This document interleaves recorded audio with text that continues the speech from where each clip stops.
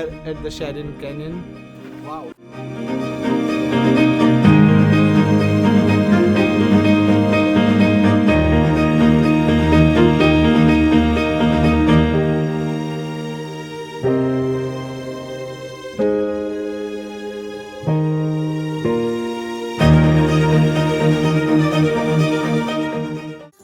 Hello guys, welcome back to our channel. सुबह का time है, ठंडी हवा चल रही है, आंखों में नींद थोड़ी सी बाकी है, लेकिन दिल ऑलरेडी एडवेंचर पे निकल चुका है। आज हमारा सफर कजाकिस्तान के मिस्टीरियस कैनियंस की ओर होने वाला है और सेथी विलेज से हम ऑलरेडी निकल चुके हैं।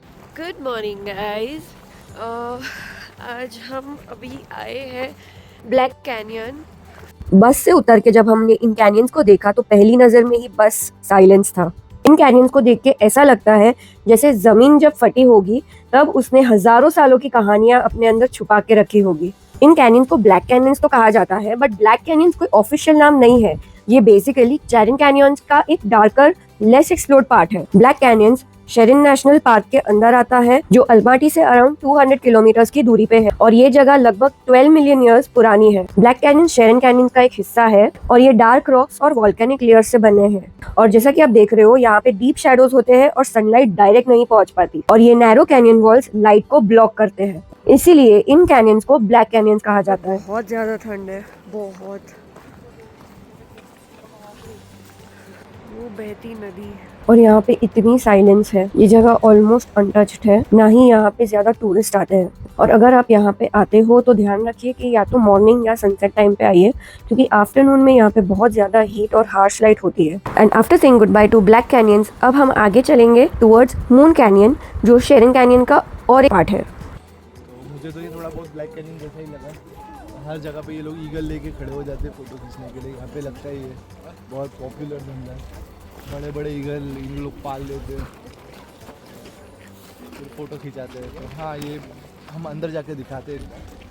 जैसे जैसे हम ब्लैक कैनियन से आगे बढ़ते गए, लैंडस्केप स्लोली चेंज हो रहा था, ब्लैक से ब्राउन और अब ऑलमोस्ट व्हाइट शेड। ऐसा लग रहा है कि जैसे किसी ने अर्थ का कलर पैलेट ही चेंज कर दिया हो। अनलाइक ब्लैक कैनियंस, यहाँ के रॉक्स बिल्कुल स्मूथ, लेयर्ड और अजीब से शेप में है। ऐसा लगता है जैसे किसी ने केयरफुली कार्व किया हो। इस दूर अनजानी जमीन पर जब तिरंगा लहराया तो लगा हम सिर्फ ट्रैवल नहीं कर रहे, इंडिया को साथ लेके चल रहे हैं। और चाहे हम दुनिया के किसी भी कोने में हो, दिल हमेशा इंडिया के लिए ही धड़कता रहेगा। And now finally it's time for exploring the great Charyn Canyon. Charyn Canyon को एशिया का मिनी ग्रैंड कैनियन भी बोला जाता है, पर ऑनेस्टली ये उससे भी ज्यादा रॉ फील दे रहा है। गाइस, इतने दिनों बाद आज जैकेट खोलने की मौका मिला है, थोड़ा बहुत टेम्परेचर कंट्रोल में आया है। We are at the Charyn Canyon. तो यहाँ से हम बस नीचे उतरे वहाँ से, और ये पूरा 2 से 3 किलोमीटर का ट्रेल है कैनियन के नीचे जाने का अंदर तक। तो अब यहाँ से स्टेयर्स है और वहाँ से पूरा एक रफ रोड है वॉकिंग। तो जो नहीं चल पाएंगे उसके लिए शटल बस का भी टिकट्स है, लेकिन हम ट्राई करेंगे चल के एटलीस्ट उतरे। तो यहाँ से डाउन हिल जाना है और वहाँ से वापस अप हिल आना है। हम सोच रहे हैं कि उतर जाएंगे, ऐसा रहेगा तो चढ़ने में फिर बस या टैक्सी जो भी है वो ले लेंगे, 4x4 जो भी है वो। तो लेट्स सी, चलो देखते हैं। तो गाइस, ये है वो ट्रेल जो शेरिन कैनियन के वहाँ पे जाता है। इतना डिफिकल्ट नहीं है, चलने लायक है। हाँ, अगर आप बड़े बुजुर्ग के साथ आ रहे हो तो शायद आपको ज़रूरत पड़ेगा और टैक्सी करने की, अदरवाइज मुझे नहीं लगता इतना कुछ डिफ़िकल्ट है। बट नज़ारे स्टार्टिंग से ही ब्यूटीफुल है, आप देख सकते हो, सुपर्ब नज़ारे हैं। मैं वंडर कर रहा हूँ यहाँ पे स्नो क्यों नहीं है, क्योंकि हर जगह पे स्नो थी, तो यहाँ पे स्नो क्यों है। नहीं थोड़ा थोड़ा है, लेकिन हर जगह पे स्नो जमा हुआ है, यहाँ पे स्नो है ही नहीं। पता नहीं कि ये कुछ नेचुरल फिनोमिना है। वाओ,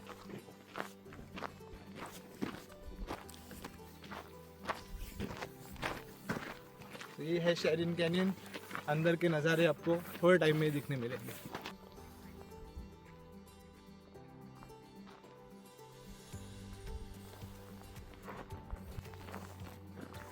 हाय हाय।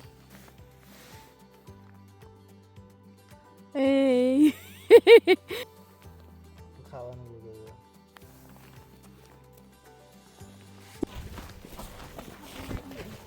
तो ये देखो किंजल कहाँ पे घुस के फ़ोटो खींच रही है। ये कैनियन है और ये मैडम देखो किधर भी घूम रही है।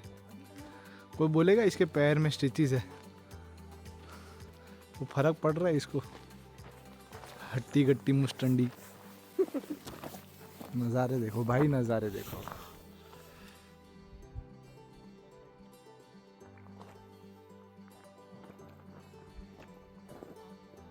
यहाँ पे गाइस एक इंटरेस्टिंग मोड है, मजा आएगा देखने के लिए। देखो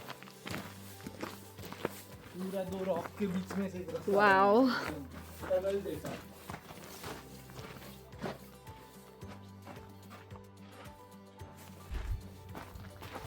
यहाँ तक देखो सब गोल्डन थे, येलोइश थे। यहाँ से पूरा टेक्सचर अचानक से चेंज हो जाएगा, पूरा ब्लैक हो गया यहाँ से। ये जंक्शन से सब रॉक अचानक से पूरे ब्लैक हो गए। ये देखो ब्लैक आए मतलब हम लोग एकदम नीचे आने के नज़दीक है, जो रिवर के पास है। बट ये पूरा टेक्सचर पत्थरों का अचानक से पूरा चेंज हो गया।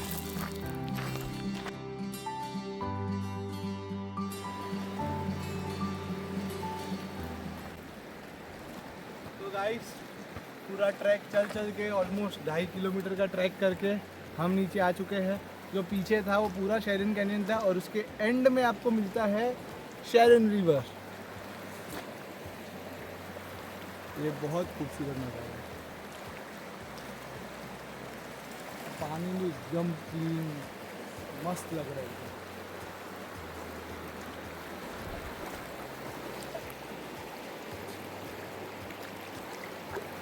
यहाँ से देखो तीनों का कॉम्बिनेशन दिख रहा है, ब्राउन ग्रीन ब्लैक पानी पूरा। सनलाइट पे से शायद ना दिखे। ये जो आप देख रहे हो ये सिर्फ एक कैनन नहीं है, ये 12 मिलियन सालों की नेचुरल कार्विंग है जो आज भी इवॉल्व हो रही है। लगभग 150 किलोमीटर तक फैला हुआ ये कैनियन नेचर का एक ऐसा कैनवास है जिसका एंड दिखना भी मुश्किल है। और ये जो आप देख रहे हो ये इसका सबसे फेमस पार्ट है, वैली ऑफ कैसल्स, जहाँ ये रॉक फॉर्मेशंस बिल्कुल किसी पुराने महल जैसे लगते हैं। और रेड, ऑरेंज और ब्राउन के ये लेयर्स, हर एक लेयर एक अलग टाइम पीरियड की कहानी सुनाता है। बीच से बहने वाली शेरन रिवर ने ही हजारों सालों में इस जमीन को काट के ये मास्टरपीस बनाया है। यहाँ ऊपर से देखने पर समझ आता है कि नेचर को जल्दी नहीं होती, पर जो बनाता है परफेक्ट बनाता है। बैठे यहाँ पे एक टेम्पो जैसी बस है, टेम्पो भी बोल सकते हो अपने यहाँ पे।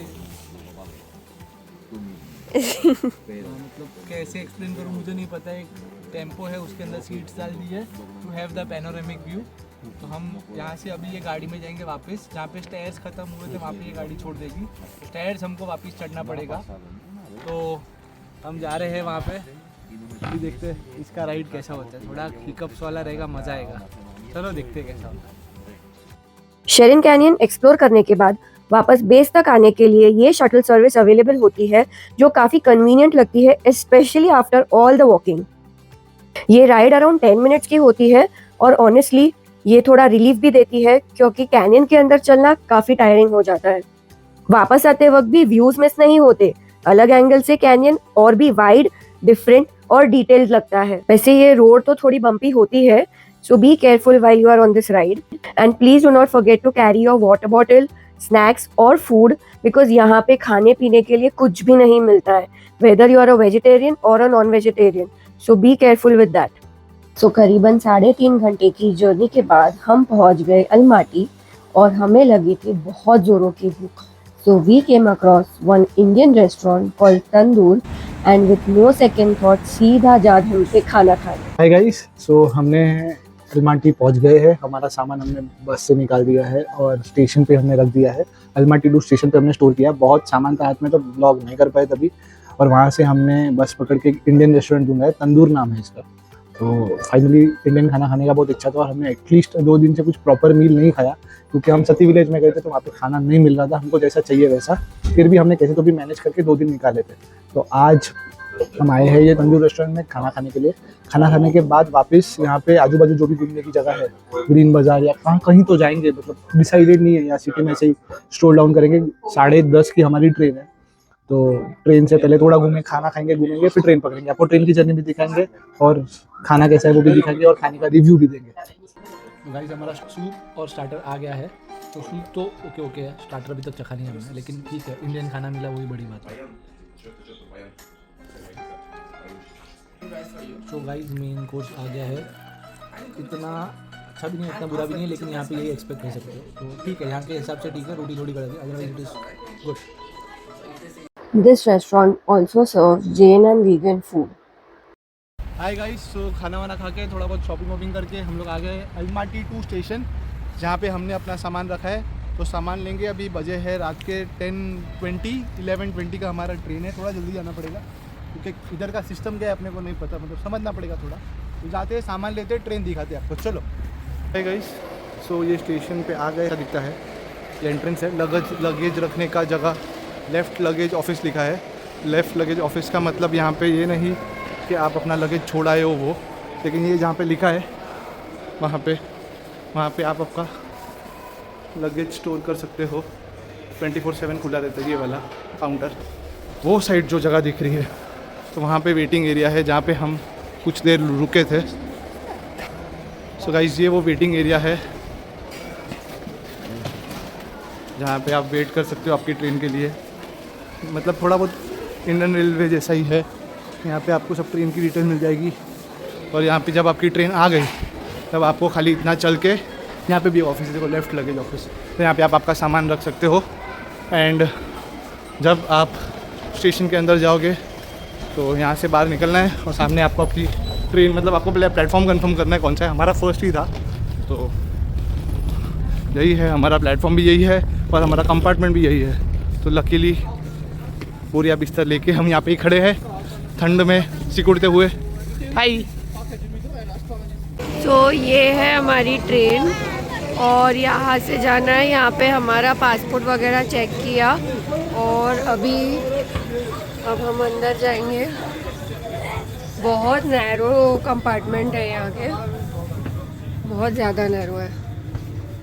ये देखिए, hardly any space even to walk. हमारा छोटा सा कंपार्टमेंट, शायद यहाँ पे और 2 लोग आने चाहिए मेरे हिसाब से। अपना सामान तो हो गया सेट। ये हमारा बर्थ है, और ये विंडो जो हम सुबह में देख पाएंगे कुछ। दिख रहा है।